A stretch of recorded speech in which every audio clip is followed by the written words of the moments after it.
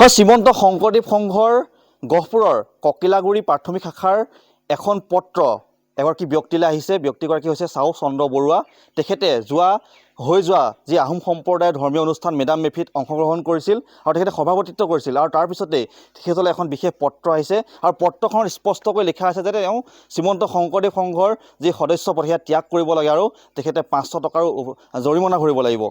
এই যিখন পত্ৰ, এই পত্ৰখন ইতিমধ্যে সমগ্ৰ ৰাজ্যলৈ প্ৰতিক্ৰিয়া সৃষ্টি কৰিছে আৰু মোৰ লগত সেই বিশেষ ব্যক্তিগৰাকী আছে চাও চন্দ্ৰ বৰুৱা। মই আপোনাৰ ওচৰলৈ আহিছোঁ আৰু এইখনেই সেই বিশেষ পত্ৰখন। এই পত্ৰখন আচলতে ককিলাগুৰি প্ৰাথমিক শাখাৰ পৰা তেওঁক প্ৰদান কৰা হৈছে শ্ৰীমন্ত শংকৰদেৱ সংঘৰ আৰু দুৰ্ণেশ্বৰ বৰাৰ সম্পাদক তেখেতৰ নেতৃত্বতে আচলতে এই যিখন পত্ৰ, এই পত্ৰ তেওঁক প্ৰদান কৰিছে। মই গোটেই বিষয়টো জানিব বিচাৰিছোঁ, আপোনাক যিখন পত্ৰ দিলে এই পত্ৰখনৰ যি মূল বিষয়টো দেখিছোঁ আমি, আপুনি আহোম সম্প্ৰদায়ৰ যি মূল উৎসৱ মেডাম মেফিত অংশগ্ৰহণ কৰিছিল আৰু তেখেতলোকৰ তাত সভাপতিত্ব কৰিছিল আৰু তাৰ বাবেই আপোনালোকে এই পত্ৰ প্ৰেৰণ কৰিছে। পত্ৰত কি লিখা আছে?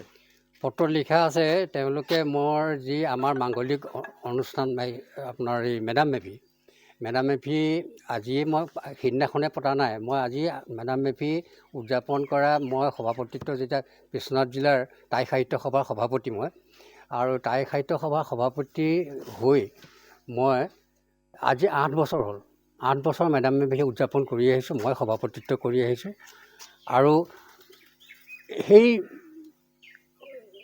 যোৱা 31 জানুৱাৰীৰ দিনাখন আমাৰ অসমতে মেডাম মেফি উৎসৱটো পালন কৰে টাই আহোম জাতীয় মানুহখিনিয়ে, আৰু আমিও হৈ কৈছোঁ। আমি জিলা ভিত্তিত কৰিছিলোঁ, তাত মই সভাপতি কৰিলোঁ।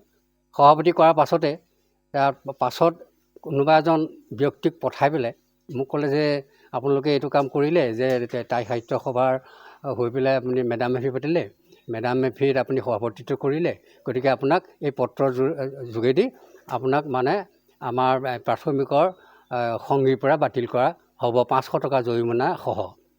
এতিয়া মই ভাবিলোঁ যে আপোনালোকে লিখিত হিচাপে দিব আৰু দিলে আৰু হয়। গতিকে মই এইটো ভাবিছোঁ তেওঁলোকে মোক সংস্কাৰ হ'বলৈ কৈ আছে। যেতিয়া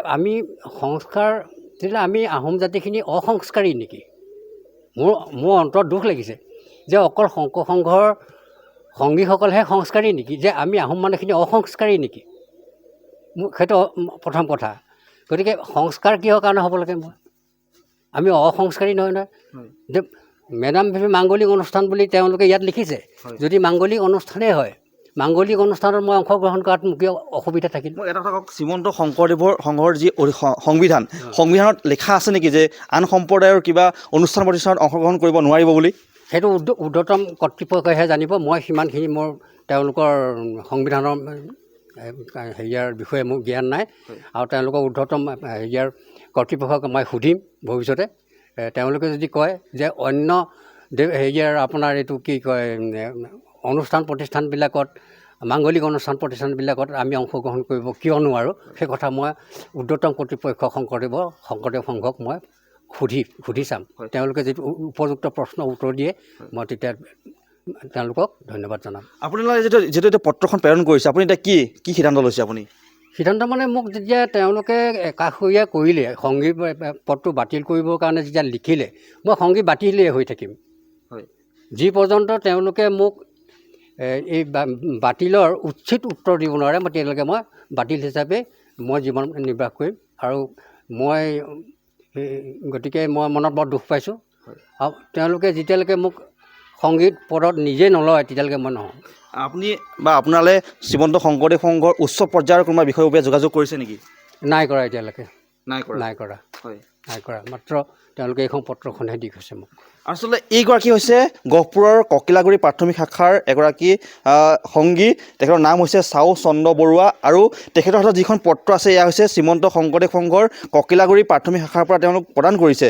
আৰু ইয়াত স্পষ্টকৈ লিখা আছে তেওঁ আজিৰ পৰা কিছুদিনৰ পূৰ্বে হৈ যোৱা যি আহোম সম্প্ৰদায়ৰ মূল উৎসৱ আচলতে মেডাম মেফিত অংশগ্ৰহণ কৰিছিল আৰু অংশগ্ৰহণ কৰাৰ পিছতে এই যিখন পত্ৰ তেওঁলোকে প্ৰদান কৰিছে আৰু তেখেতক ইয়াত স্পষ্টকৈ লিখা আছে তেওঁ সংগী পদ এৰিব লাগে আৰু 500 টকাৰ জৰিমনা ভৰিব লাগে। আৰু এই যিটো বিষয়, এই বিষয়টো ইতিমধ্যে সমগ্ৰ গহপুৰৰ লগতে সমগ্ৰ অসম জুৰি আচলতে বিশেষ চৰ্চা লাভ কৰিছে আৰু এক প্ৰকাৰে সকলোৱে এই যিটো বিষয়, এই বিষয়টো আচলতে ধিক্কাৰ প্ৰদান কৰা পৰিলক্ষিত হৈছে।